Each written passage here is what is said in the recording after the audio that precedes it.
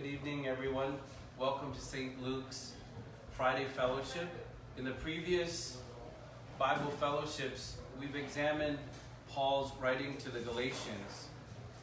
And if you recall, Paul is exhorting the Galatians to stick with the gospel that he preached, stick with the truth that he taught them, and not waver away from that truth because there is other preaching, there is other teaching, there are other ways that they have discovered or that they have been acquainted with.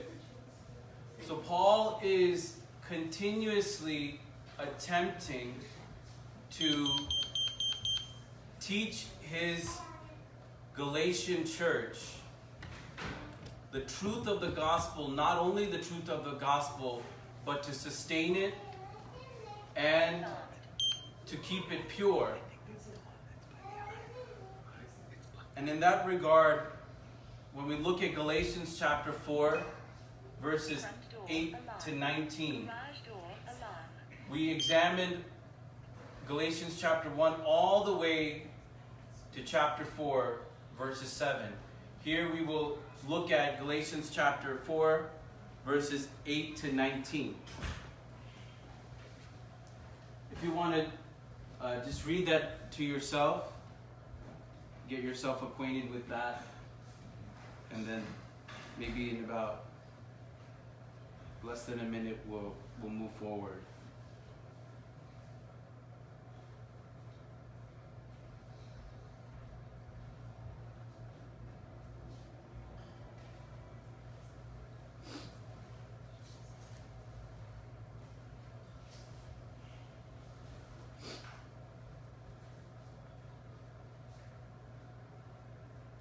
Formerly, when you did not know God, you were slaves to those who by nature are not God's. But now that you know God, or rather are known by God, how is it that you are turning back to those weak and worthless principles? Do you wish to be enslaved by them all over again? You are observing special days and months and seasons and years. I fear for you, that my effort for you may have been in vain. I beg you, brothers, become like me, for I became like you.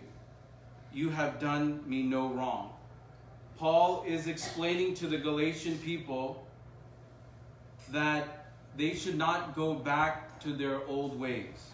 Now, when it says, who by nature are not gods, we're not only speaking about gods, but we are speaking about anything in our life which detracts us from God. Anything can be a god.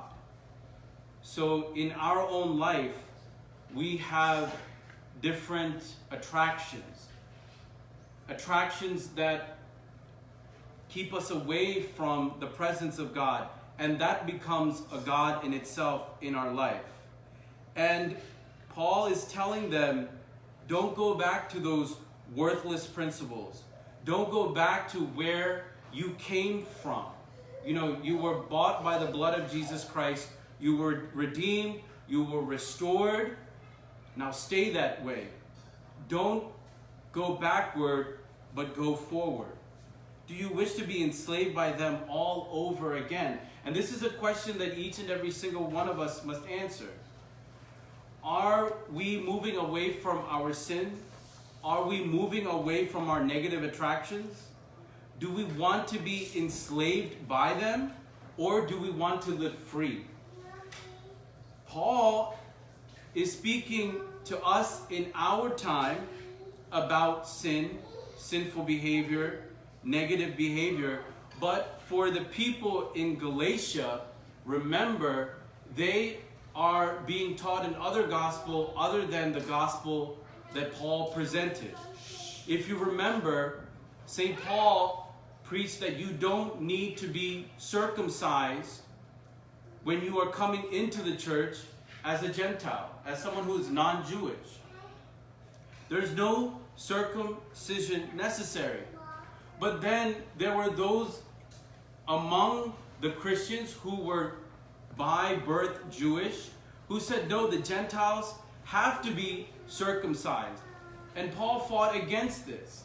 And it was the intention of those who were not with Paul to bring these Galatian people, believers, Christians, back into a sort of observances that were in vain. That's why Paul is saying you are observing special days and months and seasons and years. Now listen, we as Orthodox Christians, we observe special months and years and seasons.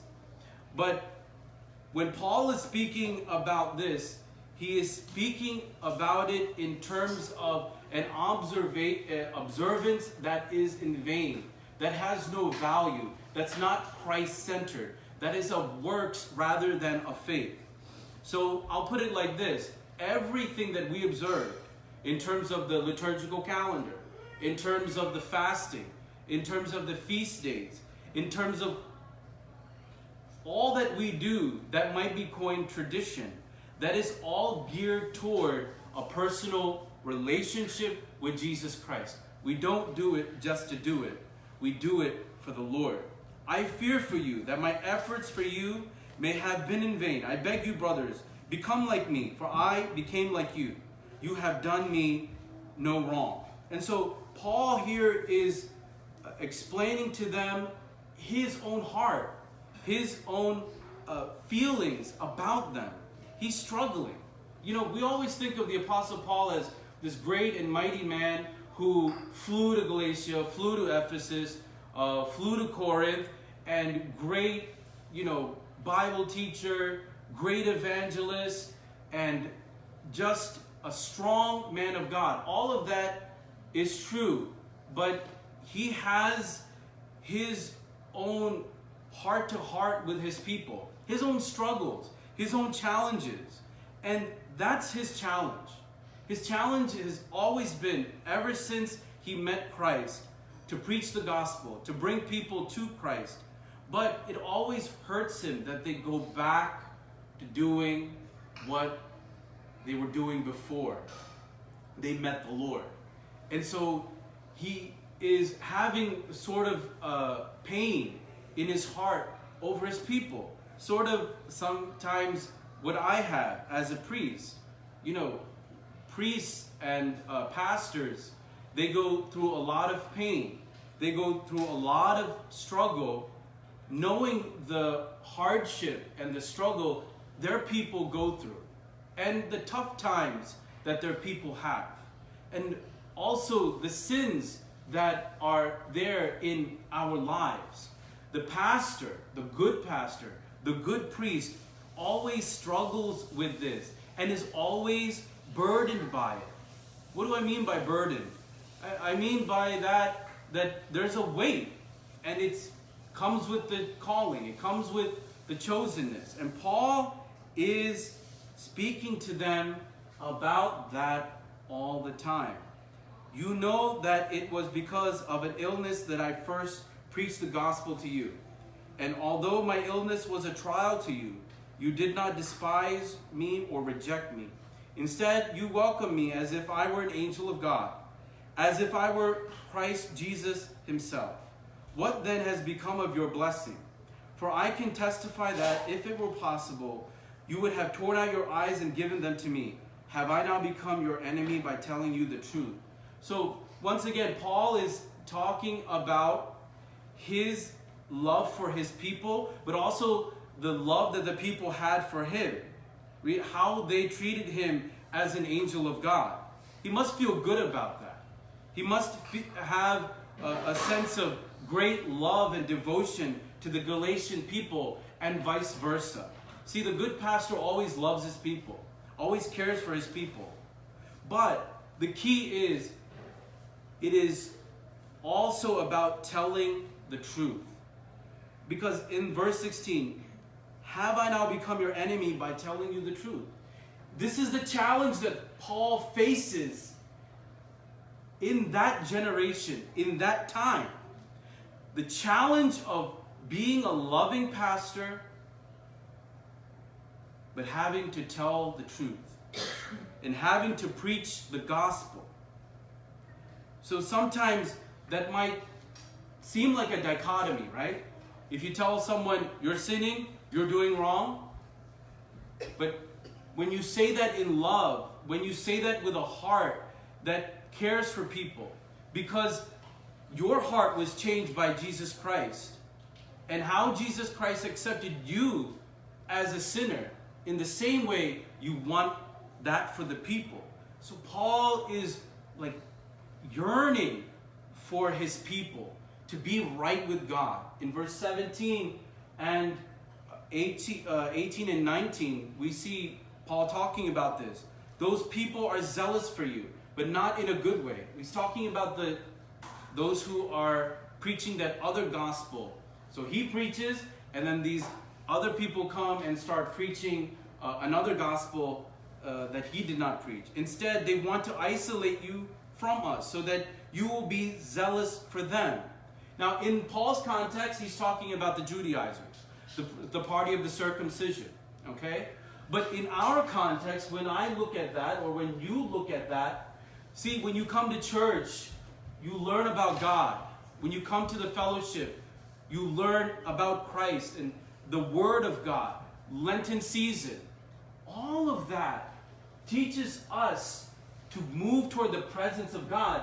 But then there are elements in the world, right? There might be people, that might be something of an influence in the workplace, in the neighborhood. It might be personal, but then they take us away from our purpose. Instead, they want to isolate you from us so that you will be zealous for them. Nevertheless, it is good to be zealous if it serves a noble purpose at any time, and not only when I am with you. My children, for whom I am again in the pains of childbirth until Christ is formed in you. So he speaks about the pain of childbirth, but he don't know anything about pain of childbirth. Only the women do. But he's making an analogy, right? The pain of childbirth, that's the pain that he has for his people. And how I wish I could be with you now and change my tone, because I am perplexed about you. Paul is once again struggling on the inside. He wants his people to get better, spiritually speaking. He wants them to have a personal relationship with God. He wants them to know, for them to know Christ. And so he tells them about Jesus. He lives with them in Galatia for a certain period of time. He teaches them the Word of God like I'm doing. But yet, the world has its way. At that time, it was the Judaizers. But now, what is it in our life?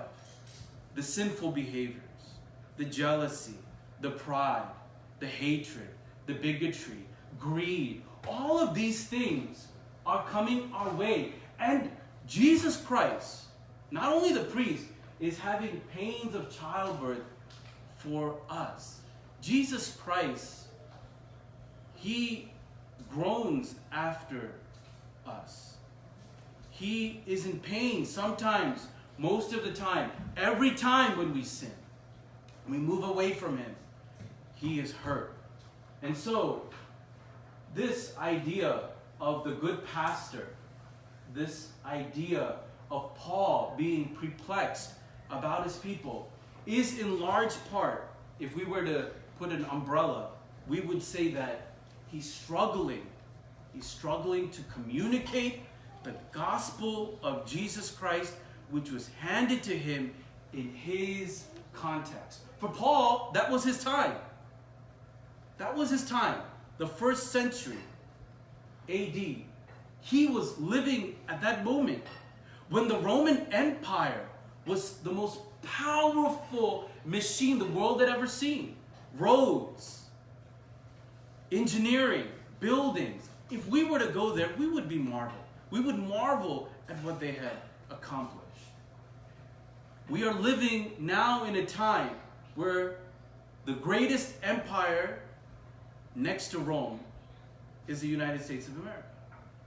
We live in a time where this machine is running everything. I'm not speaking negatively at all.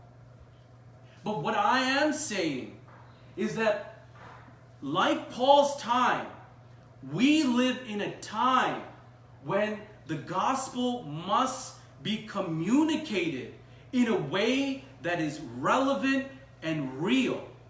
And if we don't communicate that gospel in a way that is relevant, real, then we're going to lose. Those people who are zealous for you, but not in a good way, they're going to try to isolate us. And the world is zealous for our heart. Look, if your heart is for Jesus, the world will try to capture that with all of its sin, with all of its greed, with all of its power, with all of its anger, with all of its bigotry. But Christ wants to capture your heart, and He wants to keep your heart. And this is our struggle. This is our perplexity. So what do we do then? We have to understand how to communicate this gospel. How to bring this gospel, this message of faith, to ourselves and also to those who are around us. Paul's challenge was, I have the truth, I have the gospel message, I have a personal relationship with Christ, but now I'm trying to communicate it to you all, but it's a struggle. Man, this is not a good job. I mean, trust me, if he had an opportunity to have another job, he'd probably take it, but he had no choice. He was chosen by God. Okay, so we are chosen by God. You are chosen by God. You are God's sons and daughters. And we have to communicate this to the people around us. First, we have to understand that truth, the truth, Paul had the truth. Paul had Christ. Christ said, I am the way, the truth, and the life. No one comes to the Father but through me. So this is an exclusive claim. It doesn't change. Truth by definition does not change. It stays permanent. For Christ and who He is and the gospel message, that does not change. It has not changed until the time of Paul, till now. From the time of the Roman Empire till the time of the American Empire. Nothing's changed. The exclusive claim of Jesus Christ stays the same. The gospel message is true. The holy mysteries of the body and blood of Christ, that does not change. That stays permanent. Christ instituted His body and blood, and that has not changed from the time of Christ to the time of now. Men have tried to change it, right? So that becomes what? Right? They are zealous for you, right? But they're zealous for you in the wrong way. So you might want to believe a gospel that says it's not the body and blood of Christ, but believe the truth. Theology. Now, theology is the outworking of truth. The truth was handed down once and for all. But how that truth is explained is the quest of theology. Theology is the study of God. Now, by definition, theos means in Greek God. Ology is the suffix for study of, the study of God. So, theology is the study of God, but more so it is the outworking of truth. It explains who Jesus Christ is. For example, when we had the diptychs, the Council of Nicaea, Constantinople, and Ephesus, all of it was an outworking of the truth. Now, theology doesn't change. It stays permanent because it is an outworking of the truth. So Paul was teaching his people truth, theology. For example, the Trinity, the Theotokos, the nature of Christ. We can go into that later, but I don't want to belabor the point. Tradition, the tangible experience of truth and theology. Now, what I mean by that is that what we have here, the worship, what we have on Sunday, the liturgy, that's a tradition. That tradition can change over time. How we tangibly experience the theology, experience the truth. And examples of that are songs, tunes, and liturgical practices. There might be some disagreements there, but I would defend that because that tradition is the tangible experience of theology and truth. And finally, this is where we want to kind of, no pun intended, communicate a little bit more. Paul had the truth, Paul had the theology, Paul had the tradition, but I think he was struggling with this. He was struggling with communicating. Remember what I said, we always think of St. Paul as a Superman, and we even think of St. Mary as a superwoman. But I want you to think realistically. St. Mary was a humble girl, right? A humble woman. She was a simple person, chosen by God. And we kind of take that and blow it up and make it into, not to say something that it's not, but we can't personally experience that because it's so high up there. And this is the same thing with the Apostle Paul. We think he's so high up there, but I want you to bring him down to our level. He was struggling with communicating the gospel. That's why he kept on saying, I have birth pang pains over you. I am perplexed over you. I taught you so many times. How come you can't change? Right? I preached every Sunday to you, but what is going on? Right? How come it's not getting through to you? You know, that is what he is experiencing. We are experiencing that too. Now, in a broader context, we're a mission parish. We do the services in English. We're reaching out and, we're doing it in a loving and a graceful way. Are we doing what we can do as much as possible, in the best way possible? Well, Paul struggled with the same thing, communication. The ability to communicate the gospel of Christ in an effective way within the present cultural and generational context without compromising the truth. So it's a bit of a struggle for Paul because he's trying to reach that culture, he's trying to reach that generation in a loving way, but he can't compromise the truth. So he's got a hard job, okay? That's a 6-figure salary job right there. So let's keep going. Cultural changes, what are they? Changes in our society that occur due to changes in technology, invention, economy, globalization. All right? When we try to communicate that gospel, and I'm trying to get into the mind of Paul, because if you can't get into the mind of Paul, you'll never understand what he's talking about. You ever try to read Galatians, Ephesians, and you got no Romans, and you got no clue what's going on? Because you got to try to think like Paul. What is he trying to say? Well, when he's communicating that gospel, there are cultural changes. In our time, there are cultural changes. Changes in technology. Listen, we were just talking about the fact that we grew up in the 90s. 90s look prehistoric compared to what we got today. It looks totally different. Technology, inventions, economy, globalization. Well, I was in Finland about 7 years ago. And we did my friend now, who is the Metropolitan of Finland, we were at a liturgy together. There were Greeks there, there were Polish people there, there were Finnish people there, and they were all saying, we can't believe in Indians here. Definitely globalization is going on. Everyone was there under the paradigm of the ethnicities and the cultures. It was beautiful. I loved it. But that's the cultural change that is going on. An Indian guy, in maybe I forget the exact year, but in Finland with Poles and Finns and all different types of people. See, what we have to do is try to understand the cultural change and not consider it a cultural war. That's a problem. In the 80s, there was a term which was coined by the right-wing Christians of this country, which was called cultural war, right? We are Christians. We are in the right. We're doing God's thing, but they're not. It's a cultural war. And the cultural war didn't win. What happened?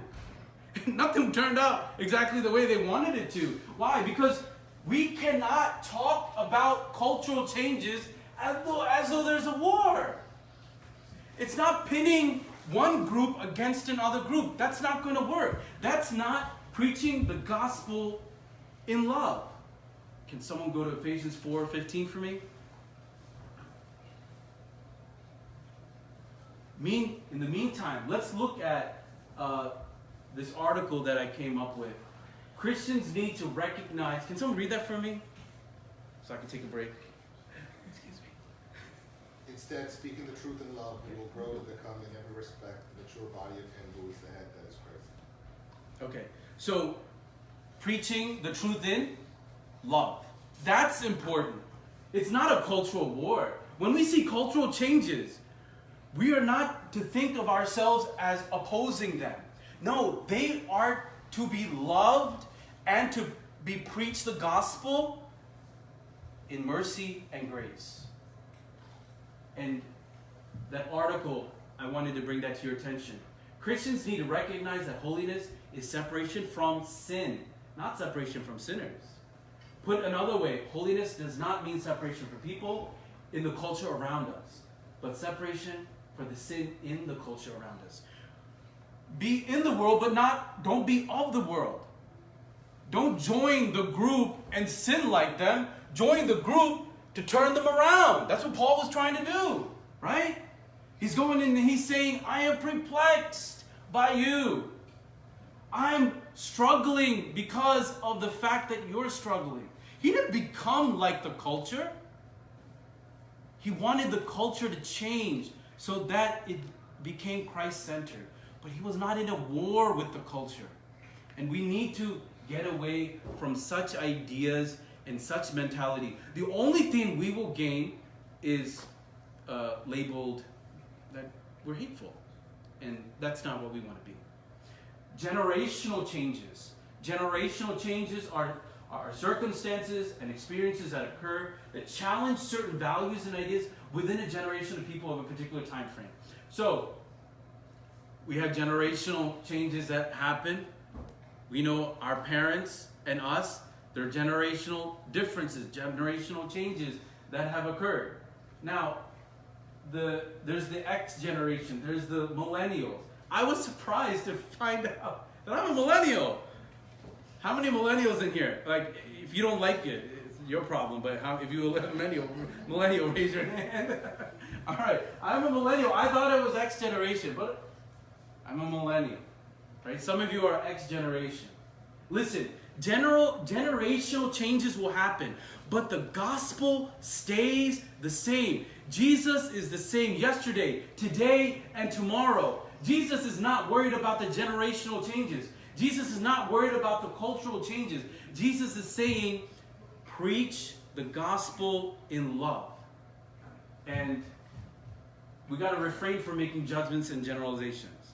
So there's a lot of generalizations and judgments that are made about millennials. When I didn't know that I was a millennial, I made a lot of judgments, but then after that I changed my mind. Oh man, they're wonderful people. I'm not kidding, but we make judgments, right? We make generalizations. Like, I don't want to say them, and we might be doing it in fun, but that's not going to help the gospel. We're not trying to understand the generational changes. When we make judgments or general statements about them. 1 Corinthians chapter 9, verse 19 to 23. Can we look at that?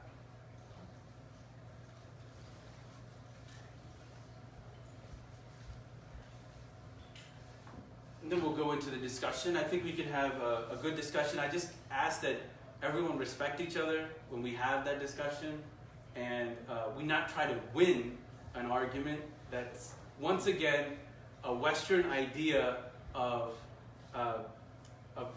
being Christian, right? This is not a campaign. We're not here to win anything over. We're here to represent Christ. That's it. And if you represent Christ in a real and true way, you got it, then we're doing what we're supposed to be doing. God will do the rest. Okay, so 1 Corinthians chapter 9, verse 19 to 23. Can you read that? Though I am free and belong to no one, I have made myself a slave to everyone, to win as many as possible. Okay. To the Jews I have become like a Jew, to win the Jews. To those under the law, I became like one under the law, though I myself am not under the law, so as to win those under the law. To those not having the law, I became like one not having the law, though I am not free from God's law, but I am under Christ's law, so as to win those not having the law. To the weak, I became weak, to win the weak. I have become all things to all people, so that by all possible means I might save some. I do all this for the sake of the gospel, that I may share in its blessings. Okay. So the idea here is that for the Jew, I have become a Jew. For the Greek, I have become a Greek. And when we have generational changes, we try to understand others, and we try to put ourselves in their shoes and to understand their struggle, to understand their predicament. So in our time, I have become a Jew for the Jews. I've become a Greek for the Greeks. You know, you put it in your context, but I have become all things for all men, that I might save some. Okay, so that is the idea behind putting the gospel message out there. I think we have a few questions that we can ponder upon.